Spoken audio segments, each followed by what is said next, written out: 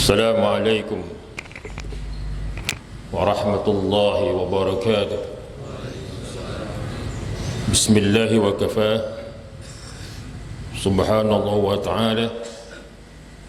الحمد لله الذي أضحك وأبكى. الحمد لله الذي أمات وأحيا. الحمد لله الذي أغنى وأقنى.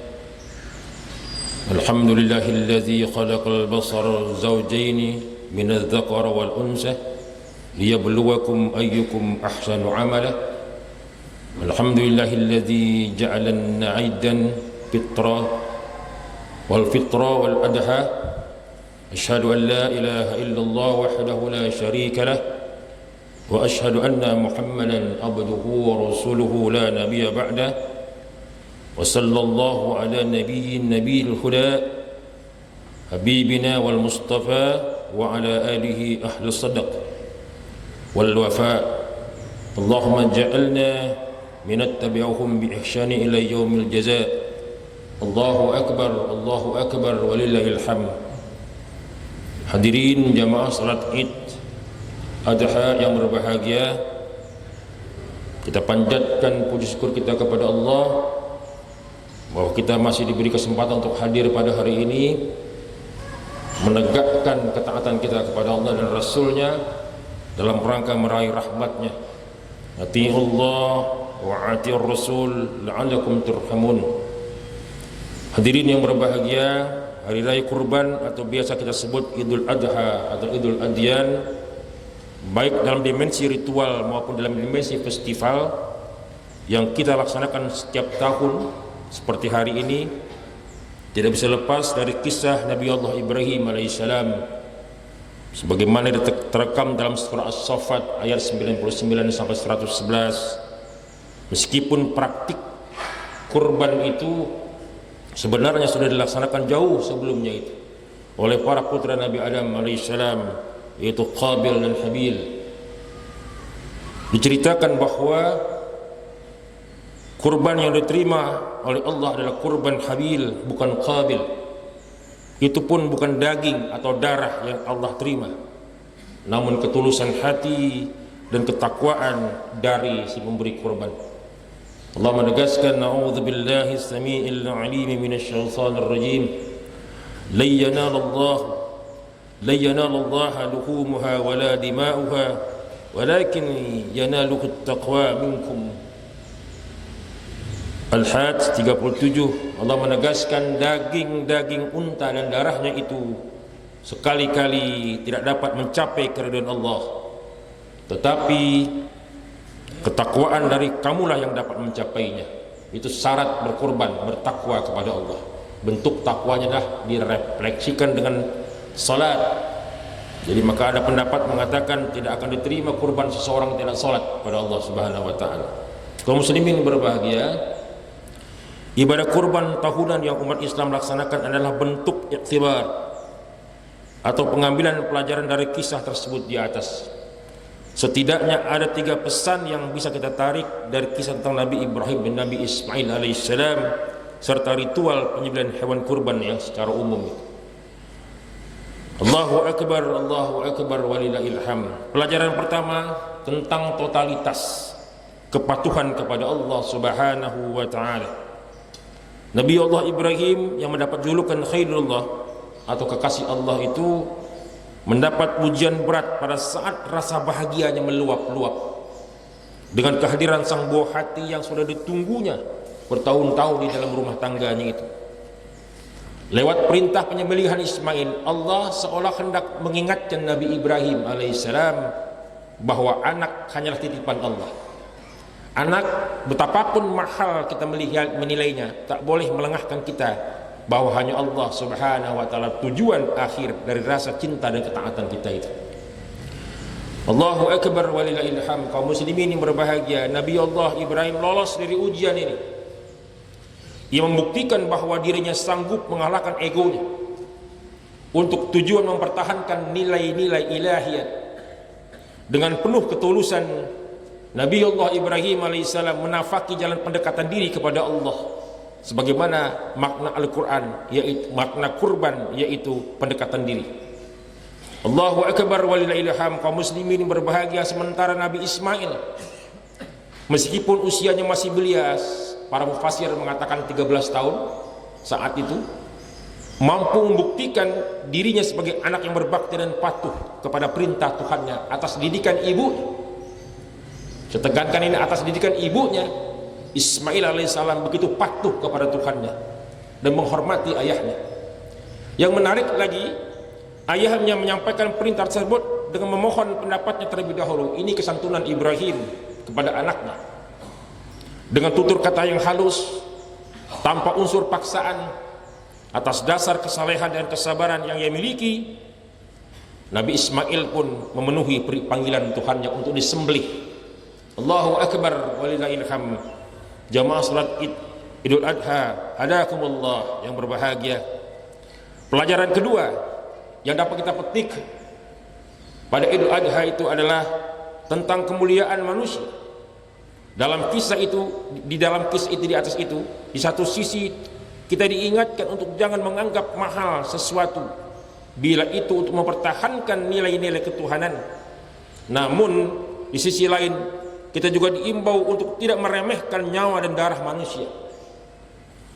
Penggantian Nabi Ismail dengan domba besar atau kibas adalah pesan nyata bahwa pengorbanan dalam bentuk tubuh manusia, sebagaimana yang berlangsung dalam tradisi sejumlah kelompok pada zaman dahulu atau mungkin juga hari ini, adalah hal yang diharamkan. Dalam konteks kekinian bisa saja dalam bentuk pengorbanan atas harga diri dan keberadaan orang atas kelompok orang yang teraniaya. Allahu Akbar walillahil hamd. Kaum muslimin ini berbahagia, manusia dengan manusia lain sesungguhnya adalah saudara. Mereka dilahirkan dari satu bapak, yaitu Nabi Adam alaihissalam. Seluruh manusia ibarat satu tubuh yang diciptakan Allah subhanahu wa ta'ala dalam kemuliaan. Karena itu membunuh atau menyakiti satu manusia ibarat membunuh manusia atau menyakiti manusia secara keseluruhan. Larangan mengorbankan manusia itu sebetulnya penegasan kembali tentang luhurnya kemanusiaan di mata Islam, dan karenanya mesti dijamin hak-haknya. Allahu Akbar walillahil hamd. Kaum muslimin berbahagia, pelajaran kedua ini juga disadari bagaimana Nabi Ibrahim alaihissalam menekankan rasa cinta dan menekan rasa kepemilikannya atas Ismail alaihissalam hanya demi mentaati dan mematuhi Allah subhanahu wa ta'ala, Tuhan pencipta dan pemilik semua dan segala hal itu. Allahu Akbar walillahil hamd. Kaum muslimin berbahagia, dan dengan keyakinan yang luar biasa beliau Nabi Allah Ibrahim alaihissalam memenuhi perintah Allah itu. Yang uniknya lagi bahwa perintah itu hanya disampaikan melalui mimpi saja, tidak melalui Jibril. Inilah kita melihat juga bagaimana Nabi Ismail alaihissalam memperkuat keyakinan ayahnya atas perintah Allah itu dengan sikap sabar yang juga luar biasa. Allahu Akbar walillahil hamd. Kaum muslimin yang berbahagia, pelajaran ketiga yang dapat kita petik adalah tentang hakikat pengorbanan sedekah daging kurban. Kurban hanyalah simbol, dan makna korban itu sejatinya sangat luas, meliputi pengorbanan dalam wujud harta benda, pengorbanan tenaga, pengorbanan pikiran, pengorbanan waktu, dan lain sebagainya. Pengorbanan merupakan manifestasi dari kesadaran kita sebagai makhluk sosial. Bayangkan bila masing-masing manusia sekedar memenuhi ego dan kebutuhan sendiri tanpa peduli dengan kebutuhan orang lain, alangkah kacaunya kehidupan ini. Kaum muslimin yang berbahagia, orang mesti mengorbankan sedikit waktunya, misalnya untuk mengantri dalam sebuah loket penjualan tiket misalnya, antri. Itu hal yang sulit itu jika tidak beriman kepada Allah. Bersedia menghentikan sejenak kendaraannya hanya menghormati aturan main lampu-lampu lalu lintas misalnya, dan lain sebagainya. Oleh sebab itu keserakahan hanyalah layak dimiliki oleh para binatang saja, tidak oleh manusia. Allahu Akbar walillahil hamd. Hadirin yang berbahagia, ibadah kurban juga memiliki makna menyantuni para duafa melalui pembagian daging kurban tanpa membeda-bedakan agama, suku, dan golongan. Kurban merupakan wujud nyata dari upaya orang yang mampu untuk membantu membangun kesejahteraan sesama. Bahwa seseorang tidak boleh hanya memikirkan dirinya sendiri, tetapi dalam hidup ini ada peran kehidupan yang kita lakukan untuk orang lain dan untuk menolong sesama. Allahu akbar walillahil hamd. Hadirin yang berbahagia, semangat rela berkorban seperti inilah yang seharusnya selalu ada di setiap anak negeri ini. Terlebih pada diri para pemimpin bangsa ini. Apabila para pemimpin telah memiliki jiwa rela berkorban untuk kepentingan rakyat yang dipimpinnya, niscaya ia tidak akan berlaku korup, menggasak uang negara untuk kepentingan dirinya, dan insya Allah tidak ada rakyat yang akan jadi korban dari kekuasaannya itu. Allahu akbar walillahil hamd. Kaum muslimin yang berbahagia, hadirin, hadirat, aidin dan aidat yang berbahagia, lebaran kurban tahun ini menjemput kita. Kita bangsa dan umat manusia tengah diuji dalam berbagai cobaan. Tampak terlihat dengan keinginan berkuasa didasarkan atas hawa nafsu semata, ego kelompok, kepentingan pribadi, saling sikut berebut porsi dan kursi. Apa yang akan kita korbankan kaum muslimin?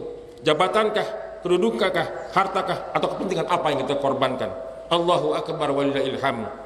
Kita orang yang mampu, ketika orang yang mampu dan memiliki harta berlebih telah memiliki semangat berkorban, semangat tolong menolong dalam konteks memahami penderitaan saudaranya, maka kesejahteraan sesama menjadi bagian yang tidak terpisahkan dari hidup dan dirinya. Allahu akbar walillahil hamd. Kaum muslimin yang berbahagia, ia sadar bahwa menolong sesama adalah wujud ibadah yang sangat tinggi nilainya di mata Allah Subhanahu wa taala. Menolong sesama sebagai perwujudan amal soleh dari iman telah tertanam dengan kokoh. Allah berfirman dalam ayat yang agak panjang di dalam Al-Quran surah Al-Baqarah ayat 177 yang menggambarkan sikap takwa seorang hamba. A'udzubillahi samii'il 'aliim minasyaitonir rajim. Laisal birra an tuwallu wujuhakum qibalal masyriqi wal maghrib, walakinal birra man amana billahi wal yawmil akhir wal malaikati wal kitabi wan nabiyyin wa atal mala ala hubbihi zabil qurba wal yatama wal masakin wa dis-sabil was-sa'ilin wa bir riqab wa aqimus shalah wa atuz zakah wal mufuna bi ahdihim iza ahadu was-sabirina fil ba'sa'i wad-dharra'i wal hinal ba's ulaika allazina sadaqu wa ulaika humul muttaqun. Allah menegaskan, bukanlah menghadapkan wajahmu ke arah timur dan barat itu satu kebajikan, akan tetapi sesungguhnya kebajikan itu ialah beriman kepada Allah, beriman kepada hari kemudian, malaikat-malaikatnya, beriman kepada kitab-kitabnya, beriman kepada nabi-nabinya, dan memberikan harta yang dicintainya kepada kerabatnya, anak-anak yatim, orang-orang miskin, musafir yang memerlukan pertolongan, dan orang-orang yang meminta-minta, dan memerdekakan hamba sahaya, mendirikan salat, menunaikan zakat, dan orang-orang yang menepati janjinya apabila ia berjanji, dan orang-orang yang sabar dalam kesempitan, penderitaan, dan dalam peperangan. Mereka itulah orang-orang yang benar imannya, dan mereka itulah orang-orang yang bertakwa kepada Allah Subhanahu wa taala. Allahu akbar walillahil hamd. Hadirin yang berbahagia, disinilah kita perlu menyembelih ego kebinatangan kita untuk menggapai kedekatan atau kurbah kepada Allah Subhanahu wa taala. Karena esensi kurban adalah dekatnya seorang hamba yang beriman kepada Allah Subhanahu wa taala dengan menampakkan solidaritas sesama dan ketulusan murni hanya untuk mengharapkan keridhaan Allah Subhanahu wa taala. Allahu akbar walillahil hamd. Oleh karena itu, marilah semangat berkorban ini senantiasa menjadi sikap hidup kita, bahwa menjaga iman dengan menegakkan tauhid harus juga diikuti dengan kepedulian kita terhadap penderitaan sesama. Allahu akbar walillahil hamd. Akhirnya kita menyadari bahwa di dalam perspektif analogis setiap kita adalah Ibrahim, dan setiap Ibrahim itu memiliki Ismail. Bisa saja Ismail kita itu berbentuk harta, jabatan, gelar, relasi, ego, dan seterusnya. Bisa saja Ismail kita itu adalah sesuatu yang kita sayangi dan habis-habisan kita pertahankan di dunia ini. Dalam konteks ini, Nabi Ibrahim alaihissalam tidak diperintahkan untuk membunuh Nabi Ismail alaihissalam. Nabi Ibrahim alaihissalam hanya diminta oleh Allah untuk membunuh rasa kepemilikannya, membunuh rasa kepemilikannya terhadap Ismail, karena hakikatnya semuanya adalah milik Allah Subhanahu wa taala. Allahu akbar walillahil hamd. Kaum muslimin yang berbahagia, Nabi Ibrahim alaihissalam dan Nabi Ismail alaihissalam ada teladan dalam ketaatan tanpa keraguan. Dan Rasulullah Muhammad sallallahu alaihi wasallam dengan sangat luar biasa telah meniru dan mengambil teladan ini dengan sangat apik dan sempurna.